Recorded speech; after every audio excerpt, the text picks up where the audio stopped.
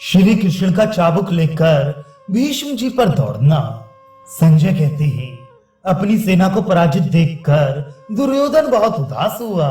तब उसने मद्रराज से कहा, राजन देखिए, नकुल सहदेव के सहित ये ज्येष्ठ पांडु पुत्र आपकी सेना को भगाए देते हैं। आप इन्हें रोकने की कृपा करें। आपके बल और पराक्रम को हर कोई सहन नहीं कर सकता। दुर्योधन की यह बात सुनकर मद्रराज शल्य रथ सेना लेकर राजा युधिष्ठिर के सामने आए। उनकी सारी विशाल वाहिनी एक साथ युधिष्ठिर के ऊपर टूट पड़ी, किंतु धर्मराज ने उस सैन्य प्रवाह को तुरंत रोक दिया और 10 बाण राजा शल्य की छाती में मारे। इसी प्रकार नकुल और सहदेव ने भी उनके 7-7 बाण मारे। मद्रराज ने भी उनमें से प्रत्येक के 3-3 बाण मारे। फिर 60 बाणों से राजा युधिष्ठिर को घायल किया। फिर 2-2 बाण माद्री पुत्रों पर भी छोड़े। बस दोनों ओर से बड़ा ही घोर और कठोर युद्ध होने लगा। अब सूर्यदेव पश्चिम की ओर ढलने लगे थे। अतः आपके पिता भीष्म जी ने अत्यंत कुपित होकर बड़े तीखे बाणों से पांडव और उनकी सेना पर वार किया। उन्होंने 12 बाणों से भीम को, 9 से सात्विकी को, 3 से नकुल को, 7 से सहदेव को और 12 से राजा युधिष्ठिर के वक्ष स्थल को बींध कर बड़ा सिंहनाद किया। तब उन्हें बदले में नकुल ने 12, सात्विकी ने 3, धृष्टद्युम्न ने 70, भीमसेन ने 7 और युधिष्ठिर ने 12 बाणों से घायल किया। इसी समय द्रोणाचार्य ने 5-5 बाणों से सात्विकी और भीमसेन पर चोट की तथा भीम और सात्विकी ने भी उन पर 3-3 बाण छोड़े। इसके बाद पांडवों ने फिर पितामह को ही घेर लिया, किंतु उनसे घिरकर भी अजय भीष्म वन में लगी हुई आग के समान अपने तेज से शत्रुओं को जलाते रहे। उन्होंने अनेकों रथ, हाथी और घोड़ों को मनुष्यहीन कर दिया। उनकी प्रत्यंचा की बिजली की कड़क के समान टंकार सुनकर सब प्राणी कांप उठे और उनके अमोघ बाण चलने लगे।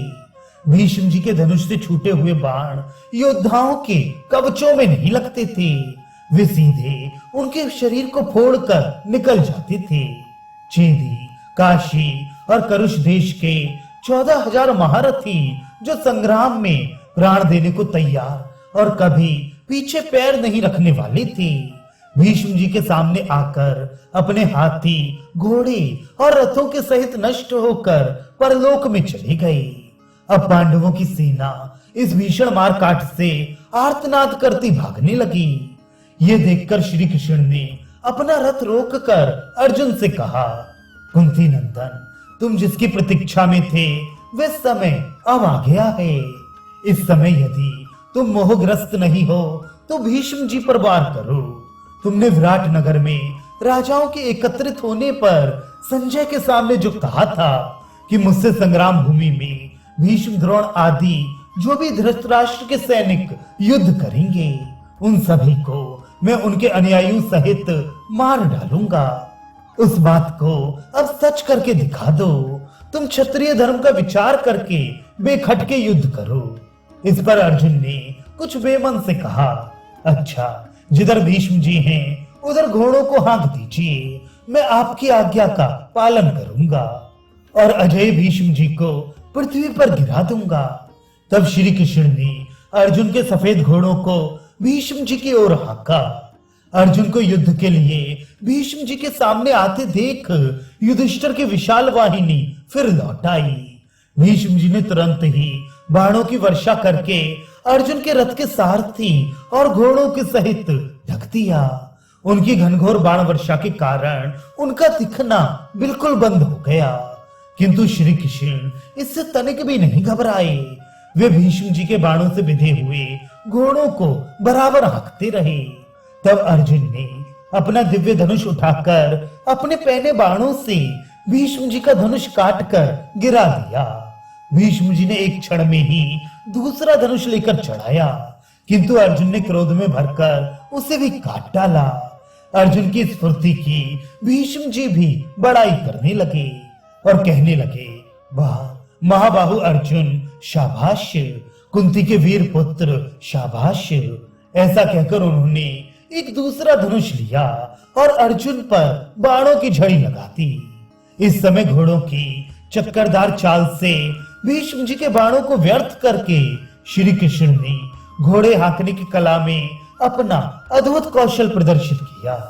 किंतु युद्ध करने में अर्जुन की शिथिलता और भीष्म जी को युधिष्ठिर की सेना के मुख्य मुख्य वीरों का संहार करके प्रलय मचाते देखकर उन्हें सहन नहीं हुआ। वे झट घोड़ों की रास छोड़कर कूद पड़े और सिंह के समान गरजते हुए पैदल ही चाबुक लेकर भीष्म जी की ओर दौड़े। उनके पैरों की धमक से मानो पृथ्वी फटने लगी और क्रोध से आंखें लाल हो गई। उस समय आपकी ओर के वीरों के हृदय तो सुन्न से हो गए और सब ओर यही कोलाहल होने लगा कि भीष्म जी मरे। श्री कृष्ण रेशमी पीतांबर धारण किए थे। उससे उनका नीलमणि के समान श्याम सुंदर शरीर विद्युत लता से सुशोभित श्याम मेघ के समान जान पड़ता था। सिंह जिस प्रकार हाथी पर टूटता है, उसी प्रकार वे गरजते हुए बड़े वेग से भीष्म जी की ओर दौड़े।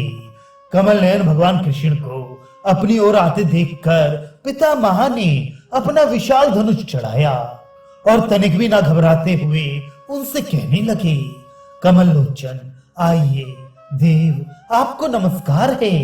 यदुश्रेष्ठ अवश्य आज संग्राम में मेरा वध कीजिए। युद्ध स्थल में आपके हाथ से मारे जाने से मेरा सब प्रकार से कल्याण ही होगा। गोविंद, आज आपके युद्ध क्षेत्र में उतरने से मैं तीनों लोकों में सम्मानित हो गया हूँ। आप इच्छा अनुसार मेरे ऊपर प्रहार कीजिए, मैं तो आपका दास हूँ। इसी समय अर्जुन ने पीछे से जाकर भगवान को अपनी भुजाओं में भर लिया, किंतु इस पर भी वे अर्जुन को घसीटते हुए बड़ी तेजी से आगे ही बढ़े चले गए। तब अर्जुन ने जैसे तैसे उन्हें 10वें कदम पर रोककर दोनों चरण पकड़ लिए और बड़े प्रेम से दीनता पूर्वक कहा, महाबाहो लौटिए।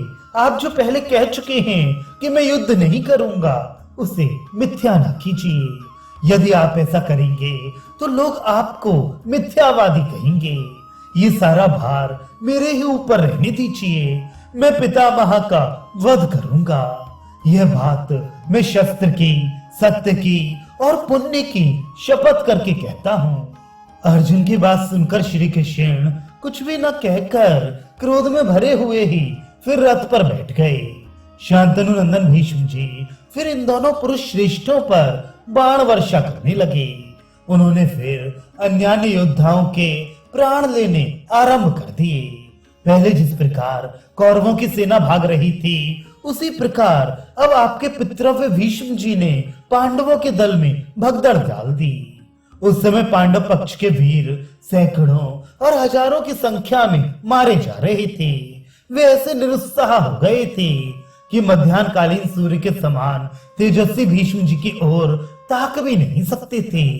पांडव लोग भौचक्के से होकर भीष्म जी का वे अमानवीय पराक्रम देखने लगे। उस समय दलदल में फंसी हुई गाय के समान भागती हुई पांडव सेना को अपना कोई भी रक्षक दिखाई नहीं देता था।